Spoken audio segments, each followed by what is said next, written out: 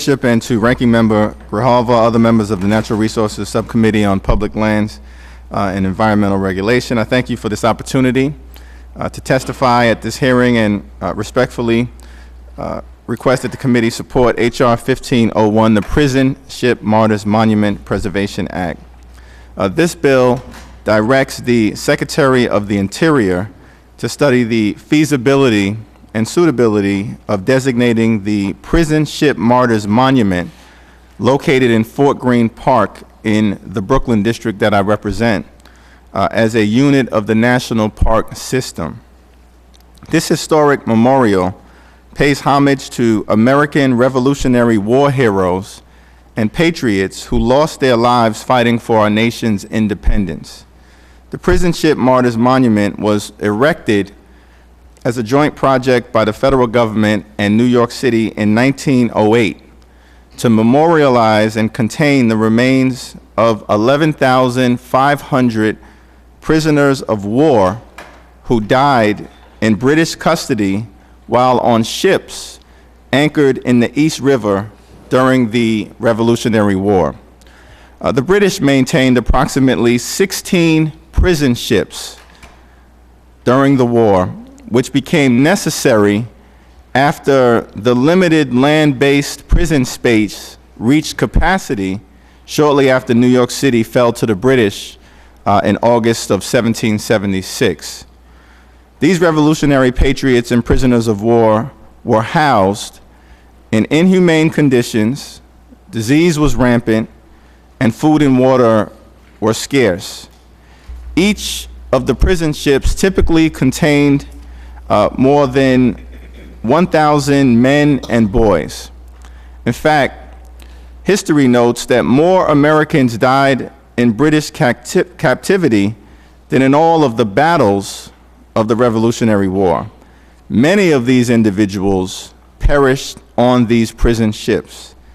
The deceased represent patriots from all 13 of the original colonies and more than 13 different nationalities. Accordingly, this is one of the only international war monuments in the entire world. The individuals housed on the prison ships could have obtained their freedom, like many other patriots, if they joined British forces, as they were being urged to do. However, very few opted to save their own lives, notwithstanding the extreme inhumanity of the conditions that they were forced to endure while on these prison ships. According to a written newspaper account of the situation, these American prisoners suffered so egregiously, in part because the British refused to recognize them as enemy soldiers, which would have amounted to legitimizing the colonial government and therefore denied them the basic rights accorded by unofficial agreement at that time to prisoners of war. It was not until 1908 where their remains were properly memorialized in a 149-foot Doric column atop a 95-foot hill in Brooklyn. But during the Great Depression, the monument as a whole fell into disrepair due to a shortage of funds, neglect, and lack of public interest.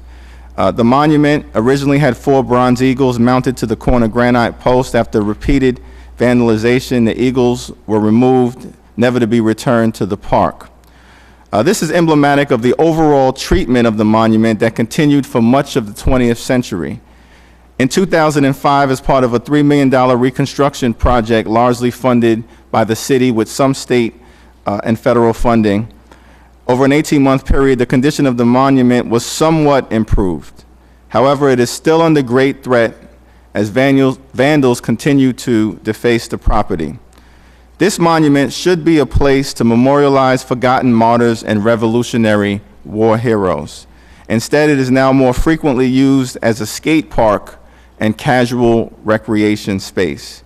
To that end, federalization should be strongly considered given the national and indeed international significance of the monument and the proven ability of the Parks Department and federal government to protect our natural and national treasures. The story of these brave heroes and the atrocities they have suffered has been described as one of the least known accounts of the American Revolution, and I respectfully urge this distinguished committee to support H.R. 1501. Thank you.